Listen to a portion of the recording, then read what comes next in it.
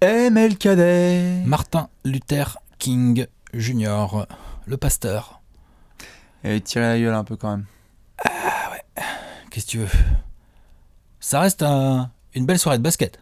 Ça a été une très belle soirée de basket. On s'installe en peut le faisant dire. la bise. Oui. Une Il y avait soirée plein plus de nuit, enfin 12 heures de basket, quoi. Oh bah la totale avec une couverture exceptionnelle, on a pu se faire plaisir et on s'est dit attends, lendemain pépère pour aussi bien commencer la semaine. Bon certes on l'a commencé déjà hier avec un petit top 10 all time, mais on s'est dit on allait quand même faire un récap un petit peu de ce MLK D 2018. 11 matchs. Si Des je dis belles pas perfs, de bêtises. Hein, Tout c'est à ça, fait, 11 ouais, matchs, un truc comme ça, des belles performances. Ouais. Deux gros events qu'on va garder de côté pour les faire en large. Mais donc on voulait vous inviter un petit peu à ce récapitulatif, soit pour ceux qui l'ont vécu et qui ont envie de revivre cette belle soirée, soit ceux qui ont absolument rien vu du tout passer et qui ont envie de tout savoir. Bref, voilà, n'hésitez pas, comme d'habitude, à participer un petit peu. Nous, on s'est gardé vraiment en deux gros axes. Le Warriors Cavs, Ouais. qui a quand même été le main event. C'était le main event. C'était le main event, il n'y a pas à chier. Prime time, tout ça. Exactement. Et puis après, le Clippers Rockets. Ouais. Ça, c'est pour l'after. Mais avant ça, on va se faire bien évidemment les petites performances avec un tour rapide, Alex, de ce qui s'est passé pendant la nuit. Comme d'hab, hein, le ML Cadet, c'est souvent une soirée où les joueurs ont envie de marquer le coup. Tu brilles. C'est un peu au-delà d'un simple match de régulière. Ou d'un quoi, le simple ML lundi, Cadet. tout à fait. Voilà. Donc on a quand même pas mal de joueurs qu'on Qui dit ont ok, Orsi, hein. ML Cadet, moi ça va se voir et puis je vais faire gagner mon équipe surtout. Ouais. C'est ça, parce que c'est bien les grosses perfs, mais les grosses perfs dans Non, la c'est défaite, bon. Il y en a qui ont noirci la feuille et qui sont repartis avec le soir quand même. Voilà, c'est ça. Dwight Howard par exemple. On a commencé direct avec les Hornets. Hein. C'était le premier match. Les Hornets, c'est ça le premier match, ouais. Les Hornets à Détroit repartent avec la win. Avec un gros Dwight Howard. Le mec fait un taffer gros Drummond, Dwight...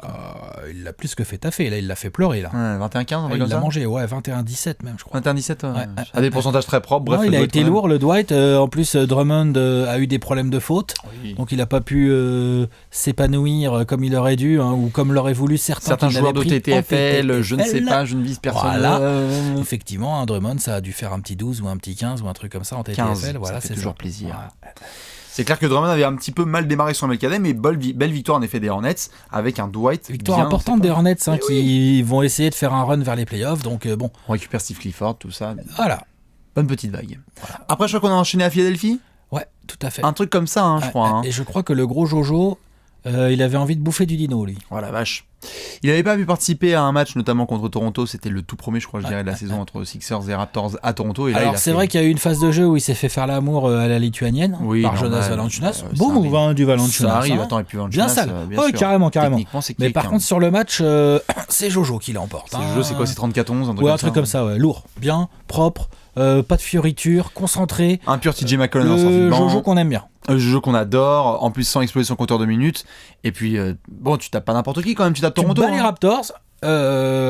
Donc c'est quand même sérieux, même si les Raptors ils ont eu plusieurs petits accros là ces derniers temps, mais ils étaient quand même sur une grosse série avant. Oui, ils avaient fait la totale aux Cavs à domicile. Après, ils avaient pris par les Warriors, je crois, un petit peu. 81 points à la mi-temps. Ouais. Même si le match, Même si le match était serré au finish. mais bon. Là, c'était le retour un petit peu à Philadelphie. On sait que DeRozan avait planté genre 45 points lors de sa dernière venue à Bah là, Philadelphie. ça a été plus compliqué. Voilà. Et surtout, il y a eu un événement dans ce match, un gros au-delà de la perf de Embiid. C'est que c'est là qu'on a commencé à se rendre compte qu'en fait, le MLKD allait être un petit peu plus festif que prévu. Oui. Ben Simmons et Kyle Lowry. Oui, ça s'embrouille. On se retrouve dans le vestiaire. Ouais. Alors, j'aime beaucoup Kyle Lowry, hein.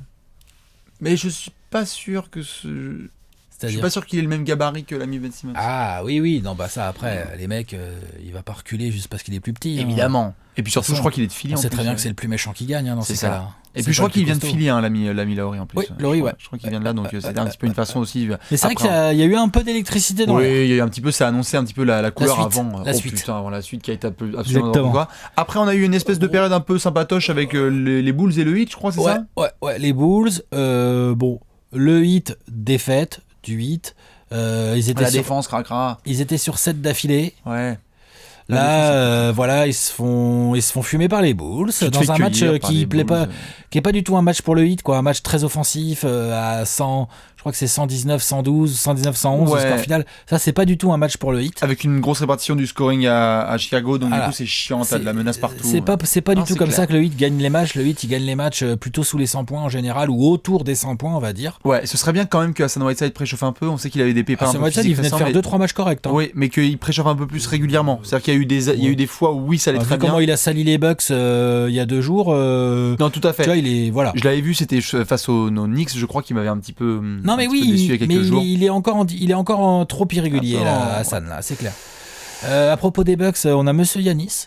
Monsieur Yanis Oh, le Money Time était propre, putain, oui. des Bucks. est gagné à Washington, même si Washington n'est pas la plus régulière de toutes les équipes cette année. Ça reste quand même pas si C'est simple. ça. Et puis Yanis, 27 points, 20 rebonds.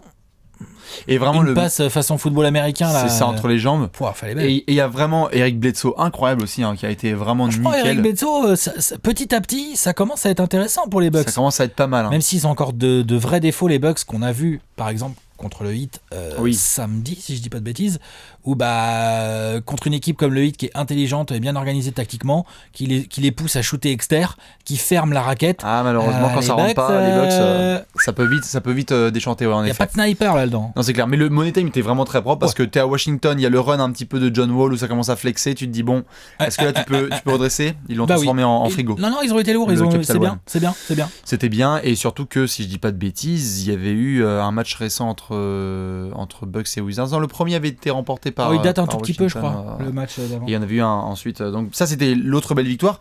Atlanta qui tape les Spurs. J'avais demandé à tanker, les gars. Mais Schroeder tellement propre dans le Money Time. Il y en Bien. a plein qui l'ont regardé un peu en direct.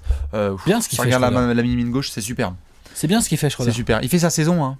À seulement 15 millions l'année, 15-17 millions l'année, ça va. hein. Seulement, c'est ce qu'il vaut, entre guillemets, à Oui, l'échelle voilà. de la NBA d'aujourd'hui. Je veux dire, Non, par mais ça rapport à va, d'autres meneurs, Schroeder, ça va. hein. forcément. De toute façon, Atlanta est là pour avoir un first pick de draft ou un top 3 C'est de ça qui draft. m'a fait quoi. chier un petit peu. Donc, C'est ça qui m'a fait chier, c'est que tu l'étais oui. par avoir tapé et puis, Denver. Bon. même pour les Spurs, c'est pas une. Enfin, c'est pas C'est pas bon, hein. C'est pas bon. Hein. Non, c'est J'aime pas cette Minnesota qui défaite. passe devant en plus. J'aime pas cette défaite. Il passe devant. Je hein. crois que Minnesota passe devant, je te laisse checker. Je crois que Minnesota, avec cette défaite des Spurs, passe devant et est sur le coup podium. Mais je dis peut-être de la merde. Mes yeux m'ont-ils trahi? Je ne sais pas. Alex va vérifier tout de suite. En tous les cas, c'est vrai que c'était assez sympathique comme match. C'était un peu Oui. le Bastien quoi. Minnesota, 3ème. Pour l'instant, c'est au tiebreaker. T'es troisième de Mais l'Ouest. enfin, Coolos. les Spurs, on en parlait parce qu'on a fait un apéro Spurs il y a pas très longtemps de Oui, ça. pour le retour de Kiwi. Voilà. Qui malheureusement Et était on en abrogé. parlait, on disait faut quand même faire attention parce qu'il s'agit pas de trop glisser non plus. Je sais qu'il y a beaucoup de fans des Spurs qui vont nous dire ouais mais la régulière ceci, la régulière cela. N'empêche Non, que si ça, les Spurs sont aussi forts ces dernières années, en playoff notamment, c'est parce qu'ils sortent de bonnes C'est régulières. parce que tu fais une bonne Et régulière. là, la régulière, non pas que ça joue pas bien aux Spurs, pas du tout, ça joue hyper bien en fait, mais c'est juste, il y a que des soucis quoi. Kawhi, Il y a des vrais soucis physiques. il est toujours pas revenu. Tu sais pas sur les compter. Il y a eu du Davis Bertans qui était très bien là, dernièrement. Bah oui, mais enfin bon, tu vas pas bâtir là-dessus. Mais c'est un peu compliqué. Kyle Anderson, je l'aime bien, mais enfin, bon, je préfère avoir Kawhi sur le terrain. Je crois que c'est le fait de ne pas savoir sur qui tu vas pouvoir compter tous les Quand il y soirs a des qui est meneurs vraiment relou. agressifs comme ça et rapides, c'est comme ça pose quand même des soucis défensifs Ah bah aux ça. Spurs. Ils sont quand même un peu emmerdés. Ah, sur les Switch, ça fait mal. hein. Eh ouais. Donc, Moi j'étais pas content de voir mes. pas d'inquiétude particulière. Oui. Juste, c'était une défaite, j'ai trouvé chum. Oui. Moi, je la trouve chum. c'est Mais clair. bon, rien de grave. Après, moi je t'avoue que bon, j'étais en kiff de mes deux petites équipes. C'était bien parce que c'était un peu serré au finish. Et puis aussi, ça fait taffer un petit peu les Spurs qui vont pas se ramener à chaque fois à l'Est et juste se démerder. On s'en souvient, les Spurs sont venus à Atlanta l'année dernière et ça avait été pareil où t'avais Tim Hardaway qui avait pris feu. Ils aiment pas trop Ça ce genre peut de arriver, déplacement. tout à Ils aiment fait, Pas trop non, ce genre de mais- déplacement. Maintenant, Non. ça va se reprendre. Les Spurs, on sait à partir de De toute façon, février. Voilà, un petit road ça trip. va venir, mais Ça va il bien leur fait. faudrait que l'effectif soit un Eh jour oui. ou l'autre au complet, quoi. On pense à Kawhi. Ouais. Après, les, ça enchaîne les un peu. Knickerbockers qui ont gagné la bataille de New York. Ouais, avec un gros Franck. Un bon Franck. Premier double en carrière. 10 points, 10 passes. 7 rebonds, 2 contre. Caris Levert dans Un la poche bon droite. match, son meilleur depuis qu'il est à New York. Ils sont moi, plus je trouve. complets, vraiment. Plus oui, oui. complets. Certains peuvent dire le Ouais, meilleur. bon, il y en a qui disent qu'on en fait des tonnes sur Frank Ntilikina. C'est pas vraiment le sujet. Non, c'est de Le la merde. sujet, c'est de parler d'un Français qui a 19 ans et qui est en NBA, qui joue et qui se développe. Et Non, oui. oui. on espère tous, franchement, on peut que espérer qu'il devienne fort, quoi. En réponse à ça, c'était juste, en effet, parce qu'on a eu cette critique-là un petit peu, Franck, c'était pas forcément très bien sur le début d'année 2018. Là, il lâche un beau match sur son premier cadet dans un derby new-yorkais. T'es le sujet de conversation dans New York pour le reste de la semaine. Ça faisait 2-3 semaines qu'il avait pas fait un bon match comme un bon c'est match. ça, t'avais juste le Francky, duel contre Dennis Smith. Il galérait. Hein. Ouais, bien sûr. Donc bref, bon, ça voilà. c'était bien. Et puis surtout un bon Porzingis. Enfin, le taf a été fait contre les Nets. C'est surtout le run dans le début de quatrième quart-temps qui a vraiment été chouette. Où là, ils ont démarré à genre plus 2 et dès que Ntilikina a mis un peu les deux pieds sur l'accélérateur. Les Grizzlies ont déboîté les Lakers. Bon, pas grand-chose à signaler vraiment sur ce match. Même chose pour le Thunder Kings qui était extrêmement crade. Ouais, même le Thunder a pas été beau. Hein. Ah non. Les Pacers qui gagnent à Utah, c'est ça? Ouais. Bon, ça va. Oladipo, ça y est, il se remet en forme. C'est bien. Et puis bon bah voilà quoi, donc voilà, c'est tout. Fin des vidéos. Non, pour le coup, voilà un petit peu pour les matchs qu'il y avait eu autour. Les grosses performances vraiment parmi ces joueurs, on a vraiment eu droit à un gros Joel Embiid. Je pense qu'on peut lui filer notamment une place sur le podium des grosses performances de la nuit. Hein. Giannis a été très très fort. 27-20. Tout à fait. Pour aller gagner à Washington, c'est très lourd. Oh, puis 27-20, c'est une sale feuille de stats quoi. Clairement. Mais ça nous a quand même mené à 2 gros rendez-vous. C'était donc le Cavs Warriors et le Clippers Rockets. On commence bien évidemment dans l'ordre horaire avec Cleveland Golden State. Revanche du match de Noël. Est-ce que déjà vous avez vu un petit peu ce match? Parce qu'on sait que vous étiez nombreux à devoir taffer le lendemain, donc c'était pas forcément facile à 2h du matin. C'est le prime time américain, c'est vrai qu'en Europe c'est moins pratique. Par rapport au match de Noël que tu viens de mentionner, il était à 21h, donc forcément c'était beaucoup plus sympa. Mais donc là, match vraiment à 2 visages. Ouais. Première mi-temps très débridée. Ça score dans les deux sens. Dans les deux sens, Cleveland qui joue sa carte hyper offensive. Ouais. Comme il faut. Qui est une carte compliquée à tenir face à Golden State, on l'a vu hier. Le no panic mode des Warriors. Il y a plusieurs choses à signaler. Oui. Effectivement, les Warriors ils en deviennent énervants tellement ils sont sûrs d'eux, mais putain. C'est trop fort, hein, c'est trop confiant. Forts, mais c'est vrai que des fois ils sont un peu prétentieux, un peu ça regarde de haut. T'es comme ça quand tu domines. Hein. Bah voilà. Et puis, donc, première mi-temps, les Cavs, on peut le dire, en termes offensifs, ont des armes que même la très bonne défense des Warriors ne peut pas contenir. Ah non, mais clairement, ils en mettent quoi, 64 je crois en première mi-temps. Et t'as du Isaiah Thomas qui est vraiment puni sur pick and roll. Isaiah Thomas, c'est une bonne arme contre les Warriors, on l'a vu hier. Offensive. Ah, oui, bah bien sûr. Ça, parce que ça, on va en parler. Aussi. Oui. Mais c'est vrai qu'il démarre très bien avec sa première mi-temps. LeBron est en feu, t'as l'impression qu'il a 22 ans comme depuis le début de saison, mais il fait vraiment une première mi-temps de ouf avec du alley-oop dans tous les sens, du contre. Enfin, c'est un peu n'importe quoi. Même Wade apporte bien. T'es à plus 7 à la mi-temps, tu te dis. Ok. Derrière. Le verrou Steve Kerr, quoi. Ils en prennent 37 dans le premier quart-temps, il dit ça suffit. Ouais. Ils en prennent 44 dans le deuxième mi-temps. Putain. Voilà, terminé. Et puis KD. Et alors KD a été incroyable dans le troisième quart-temps, dans la distribution, dans le scoring. Dans l'ensemble de son match. Dans l'ensemble de son match, dans la défense, son match est très très bon. Son match est très bon. Le step-up de KD dans le grand rendez-vous est là. Quand il voit LeBron maintenant, il a pris les habitudes là. C'est incroyable. Hein. L'autre il voit LeBron, il fait ok. Mais si je faisais le meilleur match de mon mois, c'est pour moi. Si je faisais le meilleur match de mon mois, moi, ça pourrait être pas mal. Et à côté de ça, d'autres petits ajouts, l'incroyable match très sous-estimé de Draymond Green qui était absolument partout. Même Jordan Bell, hein, toutes ces séquences, elles sont bonnes. Hein. Ouais. Il est intéressant lui. Hein. Donc c'est vraiment, tout à fait, c'est vraiment la deuxième mi-temps des Warriors qui est impressionnante parce que tu les vois ne pas paniquer. T'as Steve Kerr qui dit ok, il faut vraiment qu'on se mette à défendre. Ça défend. Le troisième quart-temps, donc tu récupères un petit peu le lead après avoir été mené pendant la première partie du match. Et le quatrième quart-temps, par contre... Les Cavs se sont battus, mais... Ils se sont battus, on peut pas leur enlever ça. Tout à fait. Qu'est-ce qui t'a, je le mets à tout le monde aussi en the spot, qu'est-ce qui t'a marqué toi le plus sur ce match côté Cavs? Qu'est-ce qui vous a marqué le plus sur ce match côté Cavs? Qu'est-ce qui est ressorti? T'as vu ça, tu t'es dit? Ça faisait longtemps que j'avais pas vu les Cavs. Alors après, évidemment, il y a la motivation de jouer les Warriors, à domicile, qui plus est. Mais en tout cas, ça faisait longtemps que j'avais pas vu les Cavs bien focus comme ça, en entame de match. En premier temps. Vraiment rentrer dans leur match comme il faut. De 1 à 12. Oui. Voilà. Ouais. Ça, c'était ça c'est bien, c'est plutôt positif. C'est un côté positif. Devant le match, c'est là genre, ok, les Cavs, on sait que défensivement, ça peut être compliqué pour eux. Par contre, ils rentrent dans le match focus, ils s'appliquent, ils tapent sur leurs points forts, ils jouent quand même assez intelligemment par rapport à ce qu'ils peuvent faire de façon à pouvoir scorer. C'est-à-dire que le scoring est quand même assez réparti côté Cavs. Oui. Donc j'ai trouvé ça intéressant comme approche. Ok. Voilà. Moi, je t'avoue que il y avait pas mal de gens, notamment des fans des Cavs avec qui on avait discuté un petit peu dans la nuit. Quand t'as un LeBron en 32, 9... Ah oui, gros match. 5 contre, gros match. 4 contre, 3 interceptions, non, mais très gros match, passes, à 12 sur 18 au shoot, enfin, LeBron, tu vois, genre, très gros match. Et que t'es à moins 10 sur le score final, mais Ah, t'es dominé. loin. Ah, t'es dominé, ouais. T'es loin, c'est ça moi qui m'a choqué. C'est que il faut un LeBron, genre on l'a vu pendant. C'est pas choquant parce qu'on l'a vu pendant les dernières finales, mais tu te dis qu'avec les améliorations qu'il y a eu dans l'effectif, tu peux t'attendre un peu mieux. Et il faudrait qu'en fait LeBron soit en 40-15-15 quoi. Oui, ou attends, elle laisse un peu de temps à Isaiah Thomas. Tout à fait. Non mais je leur laisse le temps parce que c'est pas un test en plus de saison régulière qui va déterminer premièrement, ça. puis vraiment, Isaiah Thomas, il a repris le jeu depuis combien de temps? Mais là, il est pas prêt. Tout à fait. Mais là, il était à fond. Non, il est encore en ligne. Ah oui, LeBron était à fond là. Ah, LeBron, en plus, c'est compliqué ce genre de match pour lui parce que il y a KD en face. De temps en temps, il a du Draymond Green sur la bouche. Enfin, Iguodala et tout. Iguodala, c'est vraiment une opposition compliquée pour LeBron. Hein. C'est ça. Donc il a dû des fois lâcher des backdoors et tout. C'est là que je te dis, il lui faut du Isaiah Thomas, il faut du Kevin Love plus fort au rebond, il faut beaucoup de choses. Hein. Évidemment, un peu de coaching aussi. Tout à fait, un peu de coaching parce que la première mi-temps à la limite ça allait, mais après t'as Isaiah qui défensivement notamment a été un petit peu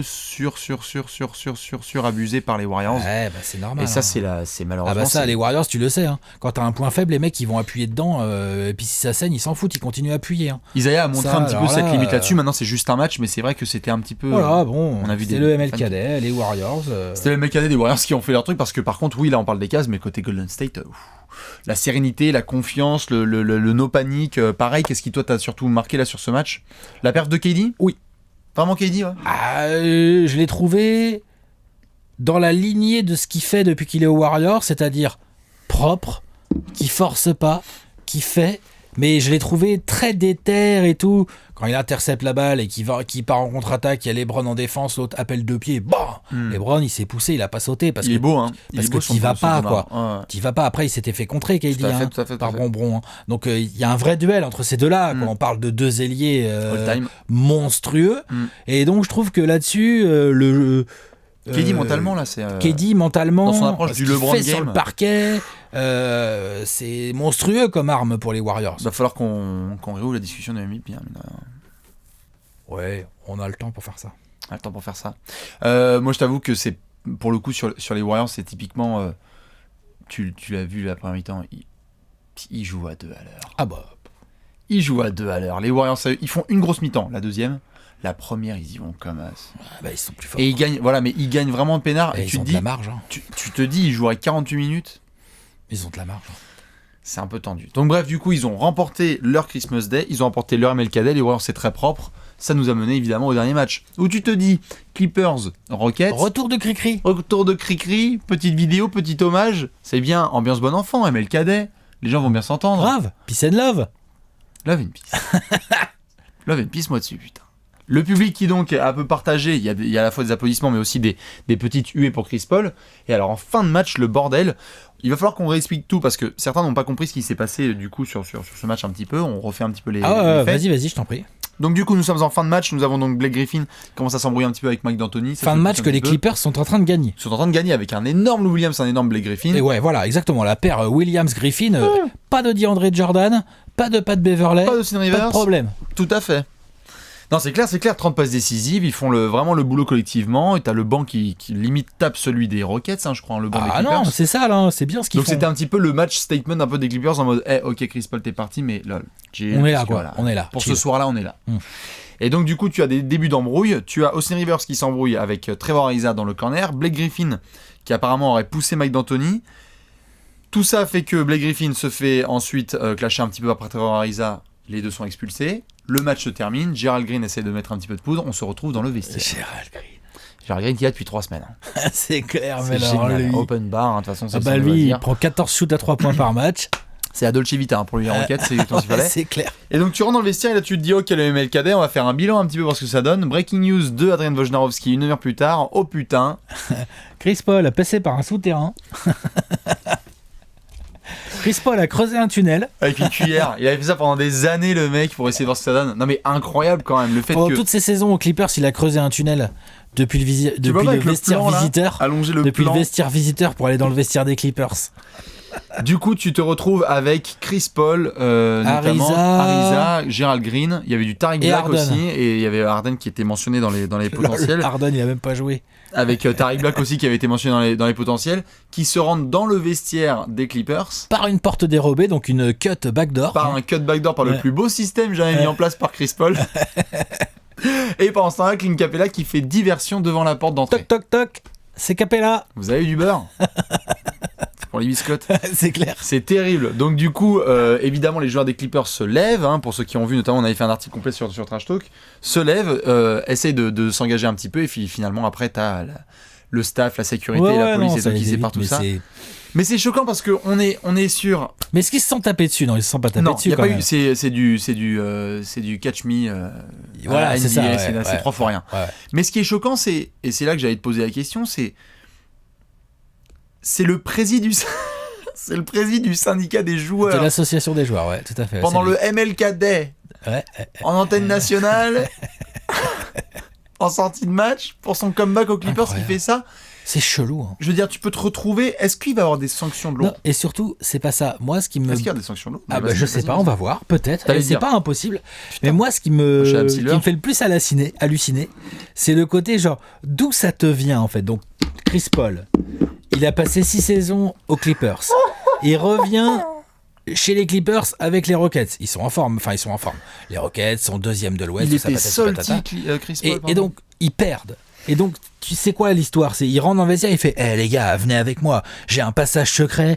On va aller leur refaire la tronche avec mon passage. Tu vois, c'est quoi l'idée en fait? C'est quoi le projet? Le projet derrière ça, c'est que notre joueur préféré de tous les temps, qui est Austin Rivers, était donc posé sur le côté apparemment, les 2 mains sur la ceinture, et qui faisait du talking shit, mais jusqu'à plus en pouvoir, okay. Alors qu'il jouait pas, il disait genre vous êtes vraiment des bolos, alors que le mec ne joue même pas, tu vois, le truc à la Dante Jones qui te rend fou, tu vois.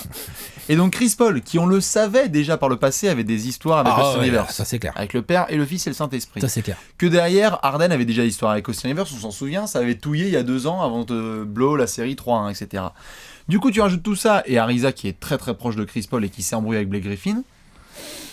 Il a failli avoir un gang de 4 contre Austin Rivers, pas la porte de derrière. Venez, on va se faire Austin Rivers, tu vois. Je pense pas qu'ils voulaient Blake Griffin. Apparemment, ils voulaient un petit peu Blake Griffin. De mettre une cagoule, quoi. C'est ça. Moi, c'est le président du syndicat. Non, mais t'imagines à la Silver qui reçoit le texto, le mec devant l'écran. Qu'est-ce que c'est que ce bordel? Le Vosges, il est bourré? Non, pas du tout. Confirmé par plein de sources. Non, c'est sûr. Donc il y a moyen qu'il y ait de la suspension. C'est ça qui va être un petit peu à surveiller. On verra ce que ça va donner, mais c'est vrai que ça peut être. Ah bah franchement, c'est un des plus beaux épisodes de MLKD. Quand on pense à MLKD, on pense c'est combien, 51 points d'Arena, c'est ça tu m'avais dit?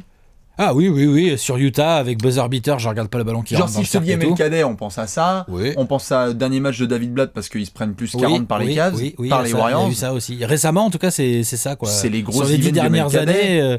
Après, s'il y a des souvenirs, balancez-les. Là, comme ça, faut regarder, mais oui. C'est les plus gros trucs. Ouais. On est obligé d'inscrire désormais le Clippers Rocket, ça. Voilà, le remake des évadés. Le tunnel. Le remake des évadés. Ou de Prison Break, c'est selon. Tout à fait, Ocean's 12, etc. Non, c'est la totale. Donc c'était ça un petit peu ça, le gros événement de cette soirée. Évidemment, ceux qui n'ont pas toutes les infos, vous pouvez les retrouver aussi sur Trash Talk. On a fait un article complet pour avoir tout ça en détail. Et puis Adrien Wojnarowski qui a remis toutes les infos. Pour toi, le grand gagnant un petit peu de cette soirée, c'est qui? Le grand gagnant, ouais, vraiment. Un mec qui tu ressors de là, tu te dis bon que ce soit au niveau soit individuel, soit le résultat de l'équipe, c'est un petit peu lui qui peut se dire ok sur la MLKD, je suis bien là. KD. C'est KD? Sinon t'as qui? La perf de Giannis est propre. La perf de Giannis, oui, tu peux mettre Giannis aussi, tout à fait. Ouais. C'est un gros match important à l'Est, dans la course du classement à l'Est, ça commence à être des matchs importants. C'est ça, hein. Puis Milwaukee, c'était pas non plus... non, c'était pas rassurant. Voilà, tu venais de perdre et tout. Non, ok, allez, Giannis. Pas pour Giannis? Allez, Giannis. Pas pour Giannis. Moi, je pense qu'en même temps, le vainqueur ultime, c'est quand même nous. Hein, parce qu'avec ce genre de soirée... nous, on se fend la gueule, on voit du beau basket. C'est parfait, quoi. C'est tout ce qu'on veut. C'est juste parfait, quoi. Donc, bien évidemment, voilà un petit peu pour le MLKD. On voulait juste se faire un petit point comme ça en famille. Petit point d'information, juste à vous rappeler pour ceux qui regardent cette vidéo maintenant. Restez connectés sur Twitter, le Twitter de Trash Talk, puisqu'il y aura un Twitch d'annoncer ce soir. On avait fait le 5 majeur all-time des Suns. Et donc ça va être le meilleur Twitch de l'histoire. Je vous dis si vous voulez voir Hubble Never Lies avec Elball Never Lies faire des PNR et Bibi dans le corner, à tout à l'heure. Restez connectés sur Twitter, on vous fait plein de bisous, excellent MLKD. À l'année prochaine pour Martin Luther King Day. Ciao.